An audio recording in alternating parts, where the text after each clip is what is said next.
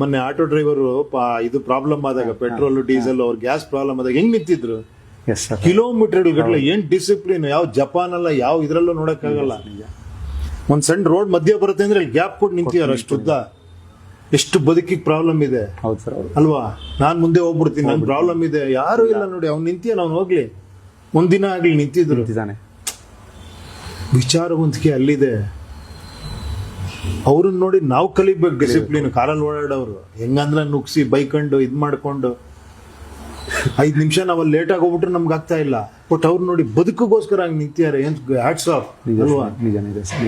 ಅವ್ರನ್ನ ನೋಡಿ ನಾವು ಕಲಿಬೇಕು ನಿಜವಾಗ್ಲು. ಅಂಥವ್ರು ಬರ್ಬೇಕು, ಅಂಥವ್ರು ನಿಂತ್ಕೊಬೇಕು. ಆ ಇನ್ನೋಸೆಂಟ್ ಹೃದಯಗಳು ಬಂದು ಎಲೆಕ್ಷನ್ ನಿಂತ್ಕೊಬೇಕು. ಅವ್ರು ವರ್ಕ್ ಮಾಡಿ ತೋರಿಸ್ತಾರೆ. 1 ಲಕ್ಷ 1.5 ಲಕ್ಷ ಸಂಬಳ ಕೊಡಿ ಅವ್ರಿಗೆ. ಅಲ್ಲ ಸರ್, ಯಾವ ಲೆವೆಲ್ ಕೆಲಸ ಮಾಡೋದು ಲೆಕ್ಕ ಹಾಕೊಳ್ಳಿ. ಇನ್ನೋಸೆಂಟ್ಸ್. ನಾನು ಹಂಗ್ ಮಾಡ್ಬಿಡ್ತೀನಿ ಹಿಂಗ್ ಮಾಡ್ಬಿಡ್ತೀನಿ ಅನ್ನೋರಲ್ಲ ಅವರು. ಏನ್ ಹೇಳಿ, ಕೇಳಿ ತಿಳ್ಕೊಂಡು ಜನ ನನಗೆ ಸಂಬಳ ಕೊಡ್ತಿದ್ದಾರೆ, ನಾನು ಇದನ್ನ ವರದಿ ಒಪ್ಪಿಸ್ಬೇಕು ಅನ್ನೋ. ಏನು ಗೊತ್ತಿರೋದು ಬೇಡ. ಸಂವಿಧಾನದಲ್ಲಿ ಏನು ಇಂಜಿನಿಯರ್ಸು ಡಾಕ್ಟರ್ಸು ವೆಲ್ ಎಜುಕೇಟೆಡ್ಸ್ ಬರ್ಲಿ ಅಂತ ಬರ್ದಿಲ್ಲ. ಏನಿಲ್ಲ, ಅವ್ನ ಕೆಲಸ ಹಾನೆಸ್ಟೇ ಕೆಲಸ ಮಾಡ್ಬೇಕಷ್ಟೇ. ಅವ್ನ ಸಂಬಳ ತಗೊಂಡು ಇಲ್ಲಿದ್ದಾರೆ ಓದಿರೋರು ಪ್ರಜ್ಞೆಯಿಂದ.